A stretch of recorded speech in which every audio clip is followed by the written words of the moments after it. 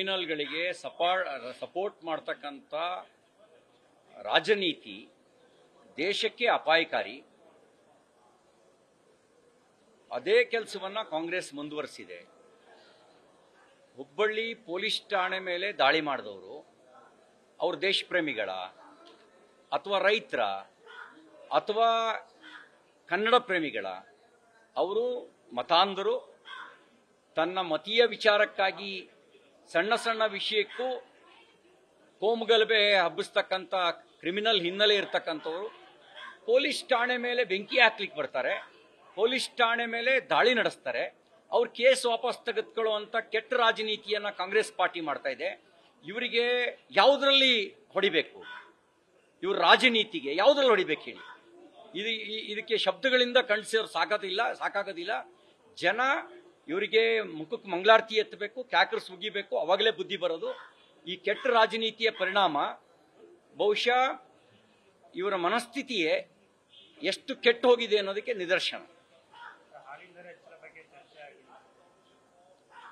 ನೋಡಿ, ಇದುವರೆಗೂ 656 ಕೋಟಿ ರೂಪಾಯಿ ಹಾಲು ಉತ್ಪಾದಕ ಮಹಿಳೆಯರಿಗೆ ಸರ್ಕಾರ ಕೊಡಬೇಕಾದಂಥ ಸಬ್ಸಿಡಿಯನ್ನು ಬಾಕಿ ಉಳಿಸ್ಕೊಂಡಿದೆ. ಈ ಸರ್ಕಾರ ಬಂದ ಮೇಲೆ ಮೊದಲನೇ ವರ್ಷದಲ್ಲೇ 5 ರೂಪಾಯಿ ಹಾಲಿನ ದರ ಹೆಚ್ಚಳ ಮಾಡಿದ್ರು. ಆದರೂ ಹಾಲಿನ ಸಬ್ಸಿಡಿನ ಕೊಟ್ಟಿಲ್ಲ. ಬೆಲೆ ಏರಿಸ್ತಾರೆ, ಗ್ರಾಹಕನಿಗೆ ಹೊರೆ ಮಾಡ್ತಾರೆ. ಆದರೆ ಹಾಲು ಉತ್ಪಾದಕರಿಗೆ ಕೊಡಬೇಕಾದಂಥ ಹಣ ಕೊಡಲ್ಲ. ಹಾಲು ಉತ್ಪಾದಕರಿಗೆ ನೇರವಾಗಿ ಹೆಚ್ಚಳ ಮಾಡಿ ಕೊಡೋದಾದ್ರೆ ನಮ್ದೇನೂ ತಕರಾರಿಲ್ಲ. ಆದರೆ ಇವರು ಬೆಲೆ ಏರಿಕೆ ಮಾಡಿ ಹಾಲು ಉತ್ಪಾದಕರಿಗೆ ಬರೆ ಹಾಕೋದಾದ್ರೆ, ಗ್ರಾಹಕರಿಗೆ ಬರೆ ಹಾಕೋದಾದ್ರೆ ಅದಕ್ಕೆ ನಮ್ಮ ವಿರೋಧ ಇದೆ. ಬೆಲೆ ಹೆಚ್ಚಳ ಮಾಡಿ ಅದನ್ನು ಹಾಲು ಉತ್ಪಾದಕರಿಗೆ ಡೈರೆಕ್ಟ್ ಆಗಿ ಟ್ರಾನ್ಸ್ಫರ್ ಮಾಡೋದಾದ್ರೆ ಅದಕ್ಕೆ ನಮ್ದೇನು ತಕರಾರಿಲ್ಲ.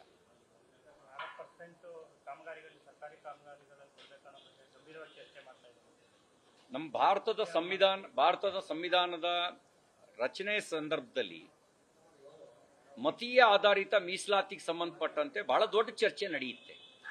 ಆಗ ಕೆಲವರು ಮುಸಲ್ಮಾನರಿಗೆ ಮತೀಯ ಆಧಾರದಲ್ಲಿ ಮೀಸಲಾತಿ ಕೊಡಬೇಕು ಅಂತ ಹೇಳಿದಾಗ ಸಂವಿಧಾನ ಶಿಲ್ಪಿ ಡಾಕ್ಟರ್ BR ಅಂಬೇಡ್ಕರ್ ಅವರು ಬಹಳ ಸ್ಪಷ್ಟವಾಗಿ ವಿರೋಧಿಸ್ತಾರೆ.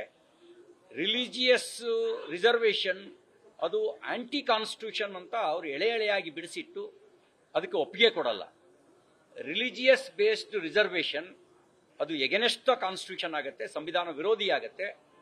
ಸಂವಿಧಾನಕ್ಕೆ ವಿರುದ್ಧವಾಗಿರ್ತಕ್ಕಂಥವ್ರು, ಡಾಕ್ಟರ್ ಬಾಬಾ ಸಾಹೇಬ್ ಅಂಬೇಡ್ಕರ್ ಅವರ ಚಿಂತನೆಗೆ ವಿರುದ್ಧವಾಗಿರ್ತಕ್ಕಂಥವ್ರು, ಅಂಥವ್ರು ಮಾತ್ರ ಮತೀಯ ಆಧಾರಿತ ಮೀಸಲಾತಿಯ ಬಗ್ಗೆ ಯೋಚನೆ ಮಾಡ್ತಾರೆ. ಇದನ್ನ ನಾವು ಖಂಡಿಸ್ತೇವೆ. ಯಾವುದೇ ರೀತಿಯ ಮತೀಯ ಆಧಾರಿತ ಮೀಸಲಾತಿ ಕೊಡೋದು ಅಂತ ಹೇಳಿದ್ರೆ ಜಿನ್ನಾನ ಸಮರ್ಥಕರು ಮಾತ್ರ ಇಂಥ ಮಾನಸಿಕತೆ ಹೊಂದಿರ್ತಾರೆ. ಜಿನ್ನಾನನ್ನು ಸಮರ್ಥನೆ ಮಾಡೋರು, ಪಾಕಿಸ್ತಾನವನ್ನು ಸಮರ್ಥನೆ ಮಾಡೋರು ಅಥವಾ ಪಾಕಿಸ್ತಾನದ ಅಪ್ಪಂದಿರಿಗೆ ಹುಟ್ಟಿದವರು ಮಾತ್ರ ಇಂಥ ಯೋಚನೆಯನ್ನ ಮಾಡ್ತಾರೆ, ಇಂಥ ಪ್ರಸ್ತಾಪವನ್ನು ಮುಂದಿಡ್ತಾರೆ.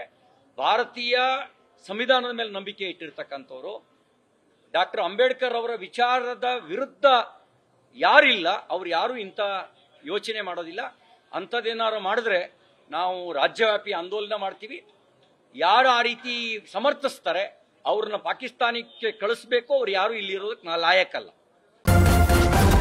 ನ್ಯೂಸ್ ಫಸ್ಟ್ ನಿರ್ಭೀತಿಯಿಂದ ನಿಮ್ಮ ಪರವಾಗಿ.